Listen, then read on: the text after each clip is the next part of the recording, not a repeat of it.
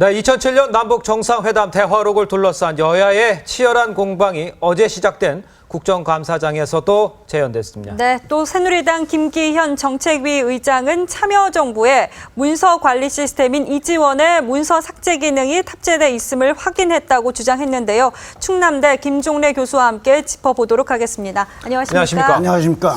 자, 이지원의 삭제 기능을 둘러싸가지고 진실 공방이 지금 불거지고 있는데 도대체 어떻게 된 겁니까, 이 상황이? 네. 이게 지금 지난주에 TV조선이 큰 특종을 한 것인데 네. 아직은 일부 언론이 애면하거나 무시하고 있지만 대화록 공방 이 사건의 흐름 속에서 네. TV조선이 특종한 것이 가장 큰 분수령이 될 겁니다. 우리가 지금까지 알려져 있는 이 사건의 분수령은 국가기록원의 정문원 의원이 먼저 폭로를 했다. 그렇죠. 국가정보원이 공개를 했다. 국가기록원에 없다. 검찰이 보니까 삭제 기능이 해서 대화로 삭제된 걸 확인했고 그 밖에 정치 등이 포함된 문건 100건이 발견됐다. 네. 이런 것이지만 이거는 그 모든 거를 이렇게 봐야 되겠구나라는 거를 정리해주는 완결판적 특종입니다. 네, 그래서 우선 CG를 보면서 내가 말씀 이게 조금 어려운 부분이 있어서 그런 겁니다. 우선 청와대 이지원 시스템 재공사라는 것이 노무현 대통령의 취임 전해에 이루어졌습니다. 네. 이거는 밑에 보면 알지만 당시 비서실장 문재인 비서실장이 수차례에 걸쳐서 한 번으로 결정이 아니라 여러 번 결재, 네. 직인이 찍힌 가운데 이루어진 겁니다. 그렇죠. 그러면 재공사는 어떻게 이루냐? 두 가지 방향으로 이루어졌습니다. 예. 좀 딱딱한 얘기지만 하드디스크 238개 추가 구입 94개 항목 삭제 기능 추가인데 예. 이걸 이렇게 어렵게 생각하지 마시고 하드디스크는 정보가 담겨져 있는 정보 구러미, 그렇죠. 아니면 정보 상자, 예. 정보통, 정보 박스라고 생각하면 됩니다. 예. 여기가 238개나 되는 걸 추가로 구입했다는 것. 이 하나하나가 그냥 무슨 우리가 보통 생각하는 과일 상자 같은 것이 아니고 책이 몇천 권, 몇만 권이 들어갈 수 있는 정보 상자 꾸러미인 겁니다. 그렇죠. 그것이 하나 네. 추가로 구입했다는 예. 거고 또 하나는 청와대에서 벌어진 이런 일들에 대해서는 전부가 이 기록이 돼서 남겨져야 될 거 아닙니까? 그렇죠.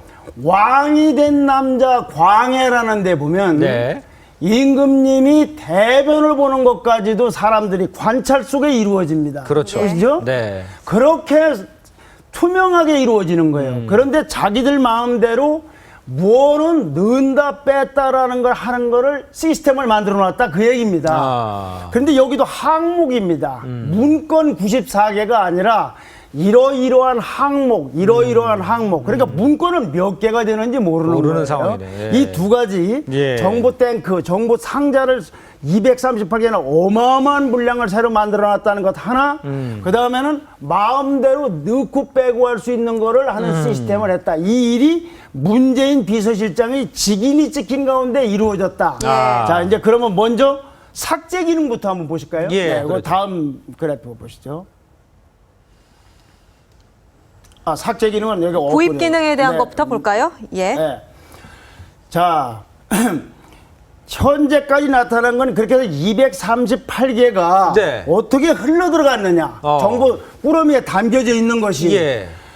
노무현 대통령 취임 직전에 국가기록원에서는 238개 중에서 2개만 넘어갔습니다. 하하. 이것이 우리가 알고 있는 상식적인 적법 절차대로 이루어진 유일한 겁니다. 2개가. 그 많은 것 중에 2개. 네. 그 다음에 28개인지 236개인지는 다음에 말씀드리겠습니다만 봉화 이지원으로 무언가가 넘어갔는데 몇 개가. 그렇죠. 이명박 정부 출범한 이후인 2008년도 7월에 왜 개인 창구인 봉화 이지원에 가 있느냐라고 해서 28개를 다시 국가기록원에 갖다 놨어요. 그렇죠.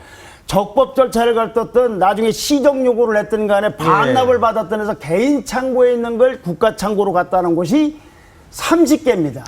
그럼 238개 중에서 몇 개가 사라졌습니까? 208개가 사라진 거죠. 208개가. 예. 그래서 208개는 위에 청와대에서 사라졌는지 봉화 이지원에서 사라졌는지 모르기 때문에 네, 소재가 파악되지 않네요. 28개부터 236개가 봉화 이지원으로 갔을 거라고 보는 겁니다. 아, 그렇군요. 28개는 여기 나와 있지만은 예. 236개는 여기서 봉화 이지원에서 없애버렸는지 없어졌는지. 아예 저기서 없애버렸는지가 문제인 겁니다. 그러네요. 네. 그런데 여기서 잠깐 네. 여기서 왜 시스템 제공사에서 이 추가 구입이라는 말이 중요하냐? 예. 이 추가 구입이라는 건 원래 이 정보 탱크가 있었을 거 아닙니까? 그렇죠. 그거에다가 238개를 추가로. 다시 창고로 만들어 놓은 거 아닙니까? 예. 자, 그런데 이게 사라졌다. 이걸 아주 선의로 해석하면 실수거나 무지거나 시스템이 지금 작동 안 됐다고 볼 수가 있습니다. 예. 아주 참 선의로 해석을 하면 네.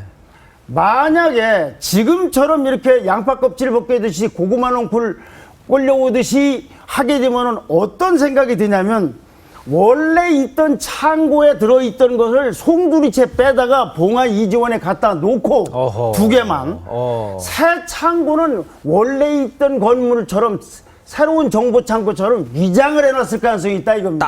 따로 둘 수 있습니다. 그렇지. 아. 네. 원래 있던 걸 가져가기 위해서 새로 정보 하드 이 데스크 시스템을 예. 구축했다. 예. 이렇게 되면 뭡니까? 그건 실수가 아니죠. 의도가 분명히 있는 상황이죠. 저희가 있거나 네. 고의가 있는 거 아닙니까? 아. 이 부분이 만파를 일으키고 그래서 TV조선의 특종이 대단하다는 겁니다. 네.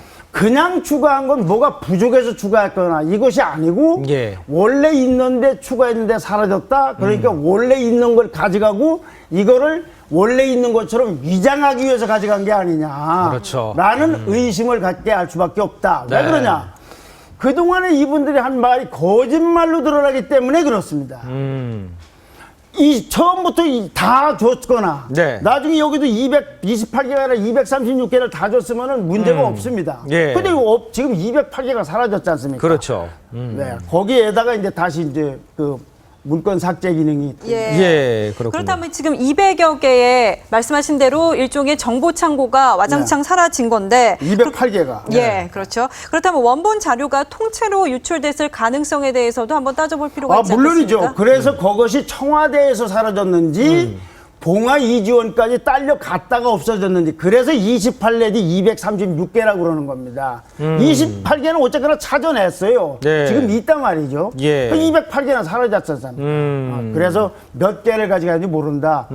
그러니까 추가 제공사라는 거, 이 하드디스크라는 정보 탱크를 새로 구입했다는 데 관심을 가질 것이 아니라 네. 이렇게 사라졌는데 이제 와서 생각하니까 추가 구입한 건 기존에 있던 걸 빼내기 위해서 이름을 새로 세워놓은 위장한 것이 아니냐는 의심을 아하. 갖게 충분하다 그 얘기를 드리는 예, 거예요. 그렇군요. 그래서 굉장히 큰 얘기가 된다. 이거. 자, 그런데 그 삭제된 문건 중에서 정치 관련 문건도 94건이나 된다는 얘기 아니겠습니까, 지금?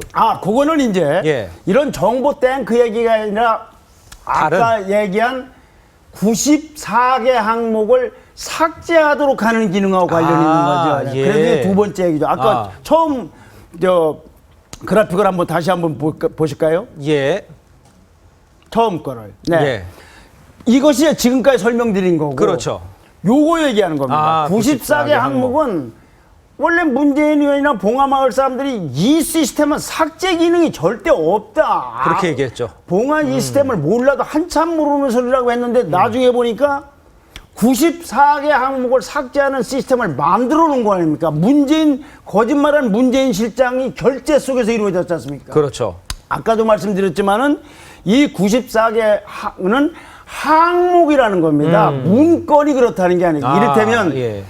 노무현 대통령의 말씀 자료, 인사 자료 그렇게 중요한 항목, 그 항목마다 몇 건 있는지 모르겠어요. 그러면 94개 항목 중에서 예컨대 좀 저속한 비유인지 모르겠습니다만은 청와대 안에 있는 나무 종류 수, 기르는 강아지 수 이런 거를 여기 추가 항목에 넣겠습니까? 예. 굉장히 중요한 걸 넣지 않겠습니까? 그렇겠죠. 네. 바로 어찌 연결될지는 모르지만은 대화록 삭제라든가 예. 추가로 발견된 100건 문건은 바로 여기와 관련이 있는 겁니다. 예. 이게 다 사용되는군요. 네. 교수님, 아이고. 그런데 지금 보면요. 100건의 문서 중에서 삭제된 게 아마 인사와 관련된 문건일 것이다. 이렇게 말을 많이 하고 있거든요.